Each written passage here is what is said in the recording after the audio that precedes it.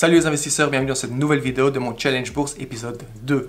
Après la correction qu'on a connue ces dernières semaines, j'ai réfléchi et j'ai pensé à changer le titre de ce challenge, Challenge Bourse de 0 à 100 000 $, en Challenge Bourse de 10 000 $ à 0 $. Vous l'avez vu récemment, grosse correction des entreprises technologiques et des penny stocks, des entreprises à faible capitalisation. Alors comment est-ce que cette chute, cette correction a impacté mon portefeuille? C'est ce qu'on va voir aujourd'hui dans la vidéo. Mais avant de commencer les amis, je vais vous demander de mettre un gros pouce bleu, ça aide vraiment la chaîne et ça aide l'algorithme de YouTube à mettre en avant mes vidéos. Abonnez-vous également à la chaîne si ce n'est pas encore fait, objectif 10 000 abonnés avant la fin de l'année. Activez les notifications pour ne plus manquer mes prochaines vidéos. Dès que c'est fait, on passe au contenu, c'est parti.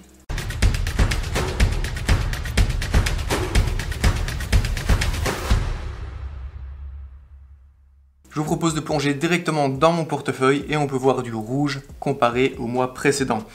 Sur certaines entreprises, notamment Apple, Sensonix, Palantir, une nouvelle entreprise que j'ai ajoutée récemment à mon portefeuille, et également NIO où je suis à moins 20%, je suis dans le rouge.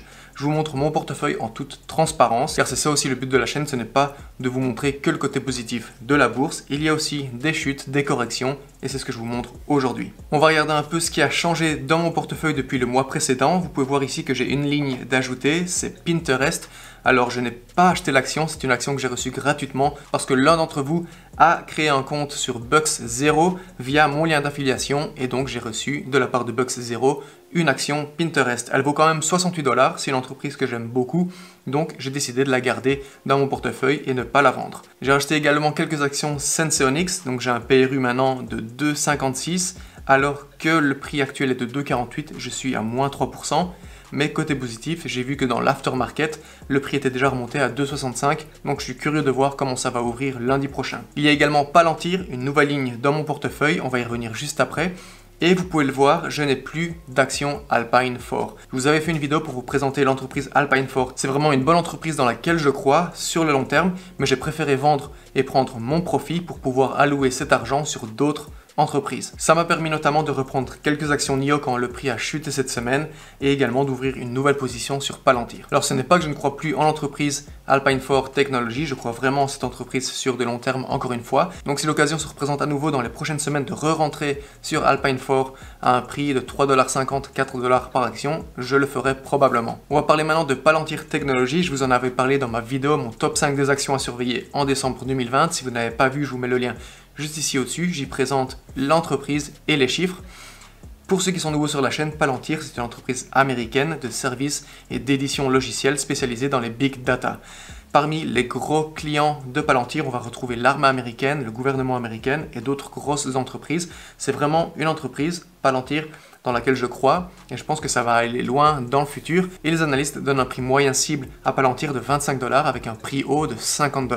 Mercredi passé, une grosse société de gestion de placement que vous connaissez tous sûrement, ARK Invest, a acheté 2,6 millions d'actions Palantir. Donc mercredi passé, Cathie Wood, qui est la fondatrice de ARK ETFs, a investi plusieurs millions de dollars dans des actions Palantir. Elle a acheté au total 2,6 millions d'actions Palantir qu'elle a réparties sur deux de ses ETF, le ARK Innovation ETF et le ARK Next Generation Internet ETF. Si on regarde un peu ces deux ETF en profondeur, on peut voir que le ARKK, ARK Innovation ETF, a dans son top 10 des entreprises comme Tesla, Square, Teladoc, Baidu, Spotify, Shopify et également Zoom. Et le deuxième ETF qui est ARKW, le ARK Next Generation Internet, a dans son top 10 également des entreprises comme Tesla, Square, mais également Netflix, Twitter, etc.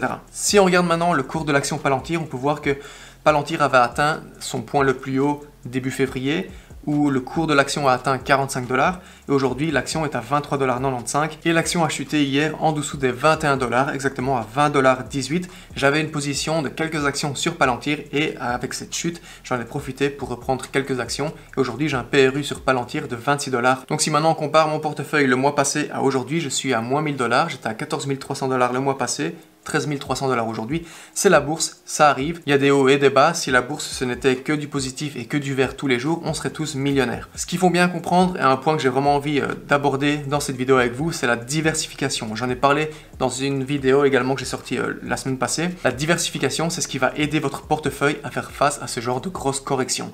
Si on regarde des actions technologiques comme Apple, NIO, Palantir, ces entreprises sont dans le rouge. J'ai perdu pas mal, en moyenne 15% sur ces entreprises. Par contre, si on regarde d'autres entreprises comme Walt Disney, Coca, Berkshire Hathaway, ce sont des entreprises qui n'ont pas bougé d'un poil. Ces 3 dernières semaines, les actions n'ont pas flanché, alors que les actions technologiques, elles, se sont cassées la figure. Donc pour rappel, il existe 10 à 11 secteurs dans lesquels vous pouvez investir quand vous investissez en bourse. Et l'important, c'est de bien diversifier et de répartir son capital sur ces différents secteurs. Pourquoi? Eh bien tout simplement pour protéger son portefeuille, comme lorsqu'on a des grosses corrections, là on est en plein dedans, eh bien certaines actions chutent, mais certaines actions conservent leur valeur, comme c'est le cas ici avec par exemple Walt Disney ou Coca. Donc je ne rappellerai jamais assez l'importance de bien faire ses recherches quand on veut investir en bourse et également de bien diversifier son portefeuille. Est-ce que cette correction va se poursuivre ou est-ce qu'on a vu le fond cette semaine? Malheureusement, personne ne le sait, je vais vraiment être attentif à l'ouverture de la bourse dès lundi pour voir comment évolue mon portefeuille. N'hésitez pas à me dire dans les commentaires si vous avez profité de cette chute, de cette correction pour ouvrir une position sur de nouvelles entreprises ou bien pour ajouter des actions d'entreprises que vous possédiez déjà dans votre portefeuille. Dites-moi tout dans les commentaires, je me ferai un grand plaisir de discuter avec vous comme d'habitude. Si ce n'est pas encore fait les amis, mettez un gros pouce bleu, ça aide vraiment la chaîne. Abonnez-vous également si ce n'est pas encore fait. Objectif 10 000 abonnés avant la fin de l'année. Activez également les notifications pour ne plus manquer mes prochaines vidéos. Les amis, encore merci à tous ceux qui sont restés jusqu'à la fin et en attendant la prochaine vidéo, je vous souhaite un excellent week-end à tous. À la prochaine, ciao ciao.